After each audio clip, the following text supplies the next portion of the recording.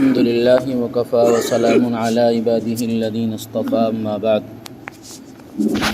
أعوذ بالله من الشيطان الرجيم بسم الله الرحمن الرحيم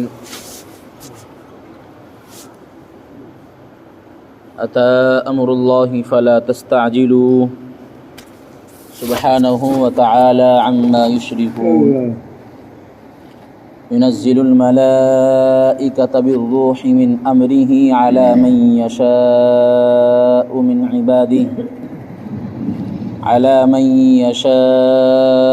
عباده أن أنذروا أنه لا إله إلا أنا فاتقون خلق السماوات والأرض بالحق تعالى عما يشركون صدق الله العظيم۔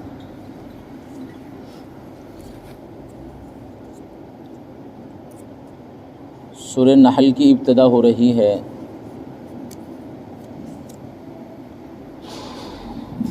اس سے پہلے سورہ حجر مکمل ہوئی ہے،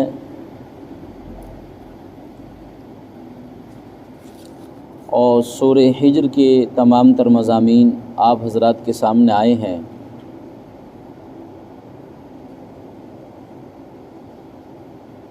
قرآن کریم کی تفسیر یہ ایک بہت مشکل ترین فن ہے تفسیر کا۔ اتنا آسان نہیں ہے کہ ہر کوئی آدمی قرآن کی تفسیر لے کر بیٹھ جائے اور قرآن کی تفسیر کرنے لگے۔ اس کے لیے باقاعدہ فن تفسیر میں بہت سارے اصول اور شرائط مقرر کیے گئے ہیں۔ یہی وجہ ہے کہ تفسیر بالرائے کی اجازت نہیں ہے کہ آدمی کسی آیت کی تفسیر اپنی جانب سے کرنے لگے۔ ہاں، اگر کوئی ایسا مجتہد ہو گیا ہے کہ جس کے اوپر اللہ تبارک و تعالیٰ نے ان کو ایسا علم عطا کیا ہے کہ اجتہاد کر سکتا ہے، وہ مجتہد ہوتا ہے، مجتہدین کی جماعت ہوتی ہے۔ مگر تفسیر میں بہت سارے احتیاطی پہلوؤں کا لحاظ رکھنا پڑتا ہے۔ اگر کوئی آدمی کسی آیت کی تفسیر یا کسی لفظ کی تفسیر اپنی جانب سے کر دیتا ہے جو قرآن و حدیث کے خلاف ہو اور اس کا اسلام میں اور شریعت میں کوئی ثبوت نہ ملتا ہو،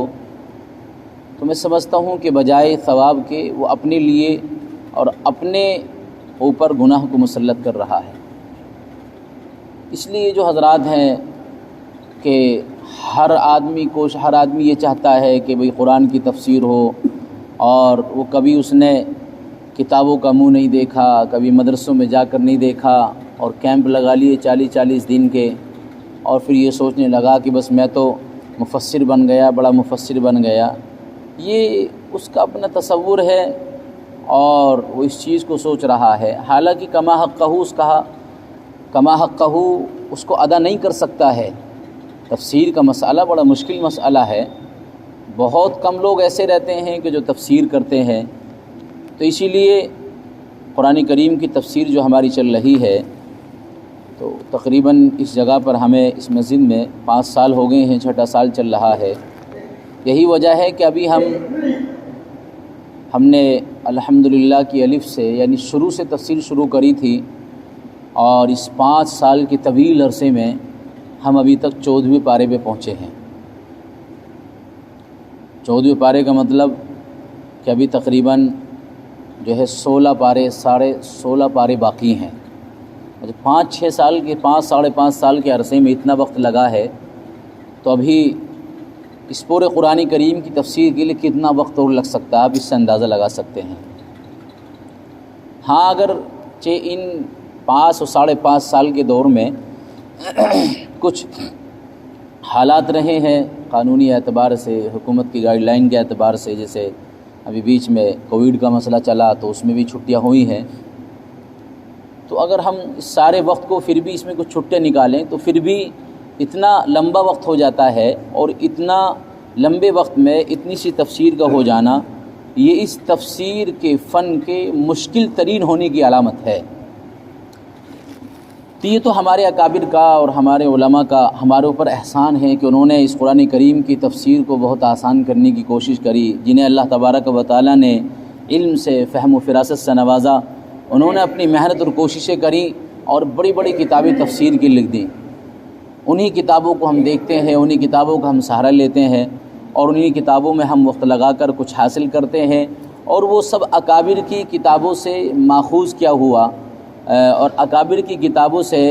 سارا جو ہم نے حاصل کیا اور لیا ہے، مدرسوں میں رہ کر اساتذہ کی نگرانی میں اساتذہ کے سامنے دو زانو ہو کر بیٹھ کر لیا ہو، یا پھر اکابر اور علماء کی کتابوں جو تفسیر کے عنوان پر لکھی گئی ہیں ان کو پڑھ کر، ان کو کوشش کر کے جو کچھ مواد ہم حاصل کرتے ہیں وہ مواد ہم آپ کے سامنے رکھ دیتے ہیں۔ اب سامعین کی ذمہ داری یہ بنتی ہے کہ تفسیر کو صرف آپ ایک اس طرح نہ سمجھیں کہ صرف ایک کتاب کی تعلیم ہو رہی ہے خالص، جس طرح آدمی لاپرواہی سے اور بے توجہی سے دیگر کتابوں کی تعلیم سن لیتا ہے۔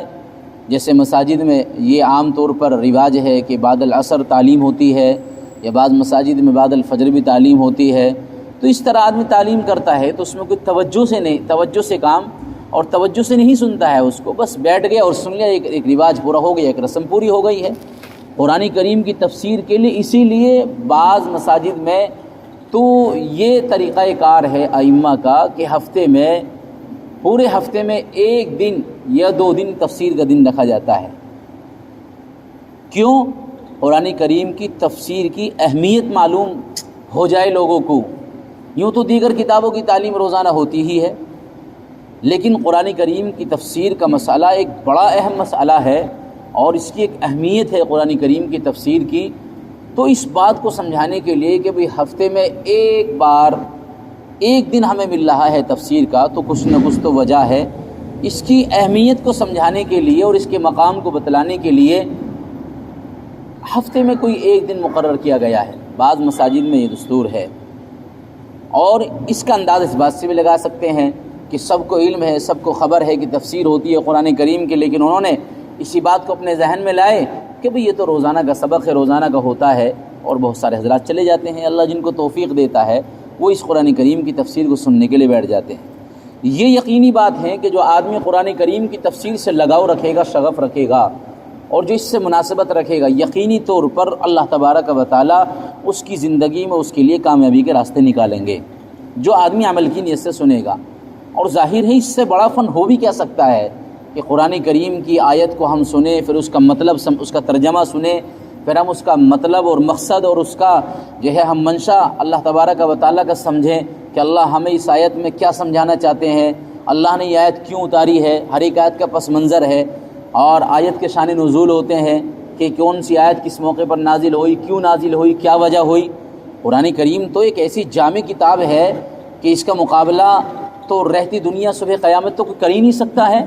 اور اتنی ایک مجمل کتاب ہے، اس کی تفسیر تو اللہ کے نبی علیہ الصلاۃ والسلام کی احادیث ہیں، اور نبی علیہ الصلاۃ والسلام کی تمام تر روایات اس کی تفسیر ہوتی ہیں۔ قرآن کریم ایک ایسی مجمل اور جامع کتاب ہے کہ اس کو تنہا قرآن کریم کو سمجھنا بڑا مشکل ہوتا ہے جب تک ہم نبی پاک علیہ الصلاۃ والسلام کی روایات کو سامنے نہیں رکھتے اور اللہ کے نبی علیہ الصلاۃ والسلام کی احادیث کو سامنے نہیں رکھتے۔ اسی کے بعد قرآن کریم کی کسی آیت کا خلاصہ، کسی آیت کا منشا اور کسی آیت کا مطلب اور مقصد سمجھ میں آتا ہے۔ تو اس لیے جو یہ قرآن کریم کی تفسیر ہمارے ہاں ہوتی ہے، حالانکہ ہم ہفتے میں برابر اس کو کرتے ہیں روزانہ، کوئی 1-2 دن کی چھٹی ہو جاتی ہے، میں کسی دن قصداً بھی چھٹی کر لیتا ہوں، اور کسی دن ایسا بھی ہوتا ہے کہ مطالعہ نہیں کر پاتے ہیں، مصروفیت کی وجہ سے دیکھ نہیں پاتے ہیں، اور اتنا وسیع اور گہرا اور عمیق علم تو ہمارا ہے نہیں کہ ہم بغیر مطالعے کے آپ کے سامنے کسی آیت کو رکھ دیں اور اس کی تفسیر کو رکھ دیں، ہمیں بھی واقعتاً اس کی تیاری کرنی پڑتی ہے۔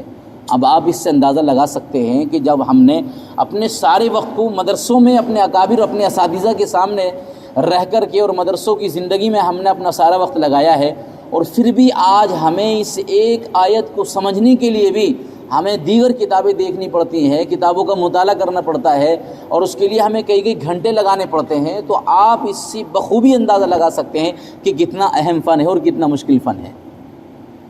اسی وجہ سے بہت ساری مساجد میں ائمہ بیچارے تفسیر نہیں کر پاتے ہیں۔ اللہ تبارک و تعالیٰ جن کو توفیق دیتا ہے اور جو اپنے حوصلے کو باقی رکھتے ہیں وہ اس تفسیر کے عمل کو شروع کر دیتے ہیں۔ تو میرا کہنے کا مقصد یہ ہے کہ 5 سال کا اس طویل عرصہ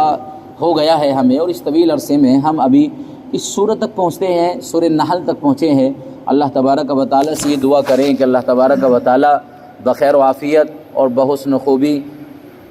ہماری اس قرآن کریم کی تفسیر کو مکمل کرا دے، تاکہ ہمارے لیے بھی کل قیامت کے دن یہ قرآن گواہی دے، اور آپ حضرات کے سننے والوں کے لیے بھی گواہی دے، کیونکہ قرآن کریم تو انسان کے لیے حجت بن کر بھی جو ہے حاضر ہوگا، اور انسان کے لیے گواہ بن کر بھی حاضر ہوگا۔ قرآن کریم کی شفاعت بھی کی جائے گی، قرآن کریم شفاعت بھی کرے گا کچھ لوگوں کے حق میں، اور قرآن کریم جھگڑا بھی کرے گا کچھ لوگوں کے حق میں۔ شفاعت ان لوگوں کے حق میں کرے گا جنہوں نے پڑھا، سمجھا اور عمل کیا،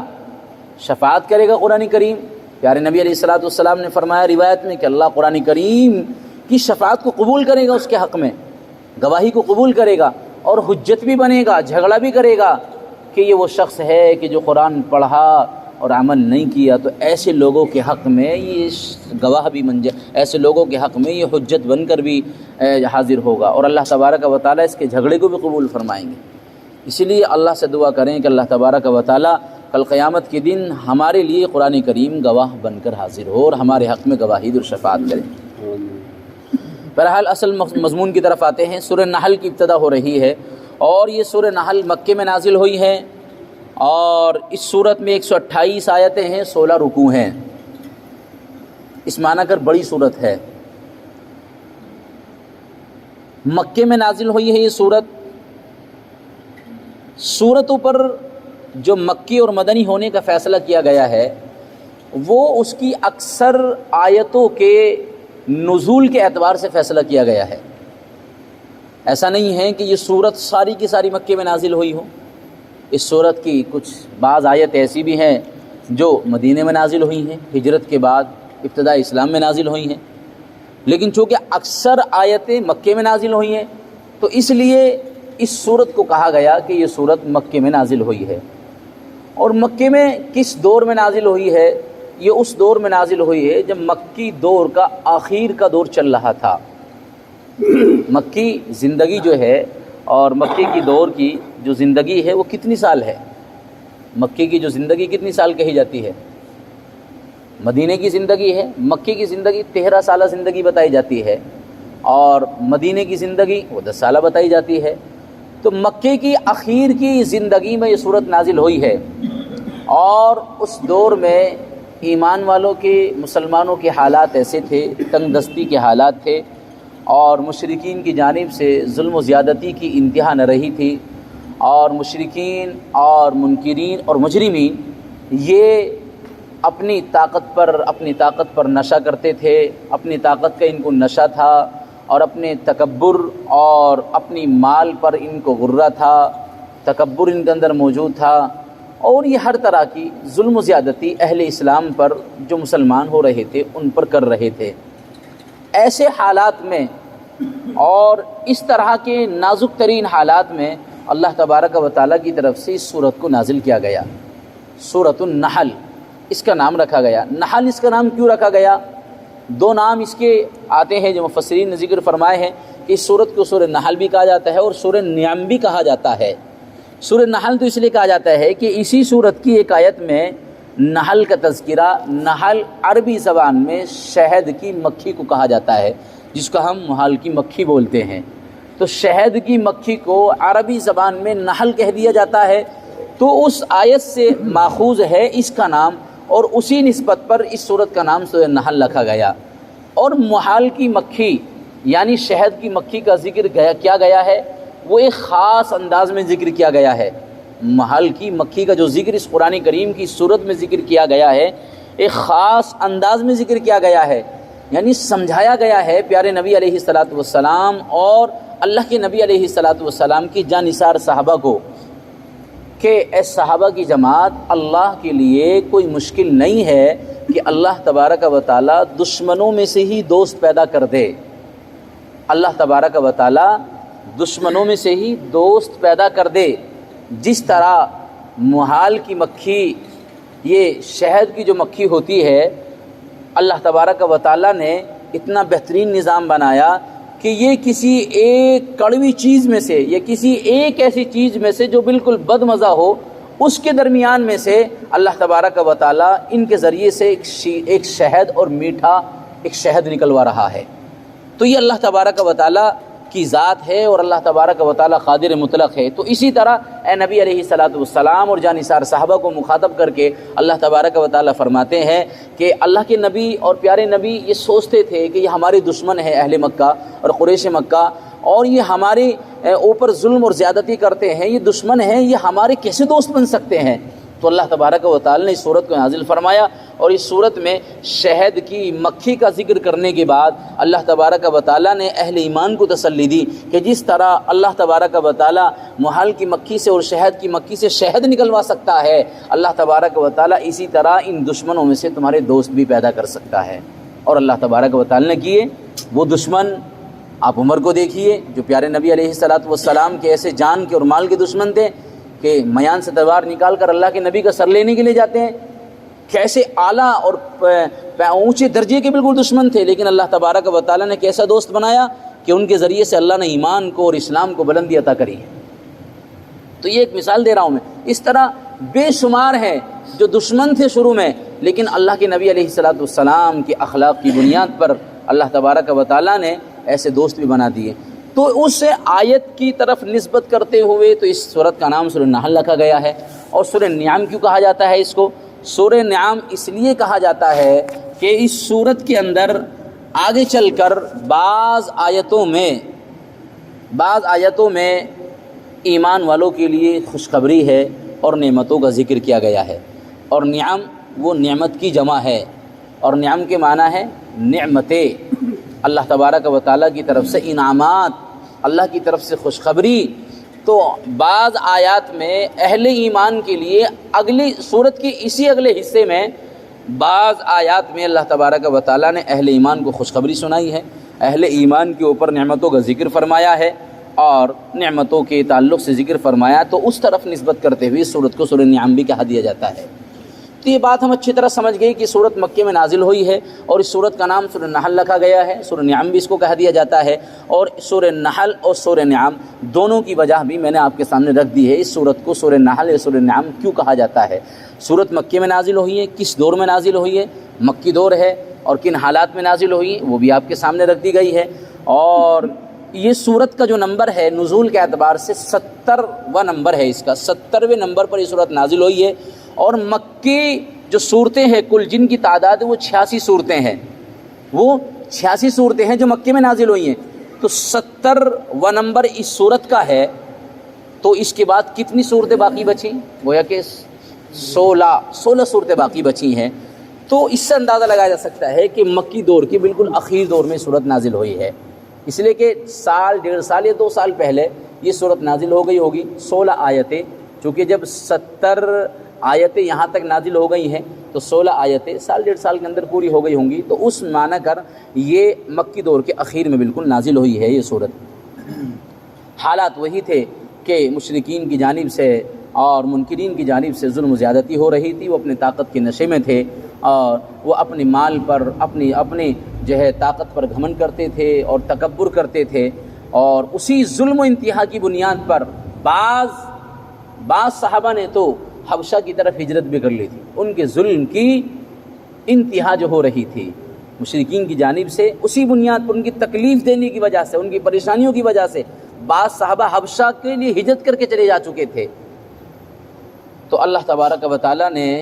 اس سورت کی ابتدا بسم اللہ الرحمن الرحیم سے فرمائی کہ شروع کرتا ہوں اللہ کے نام سے جو نہایت مہربان اور بڑے رحم والے ہیں۔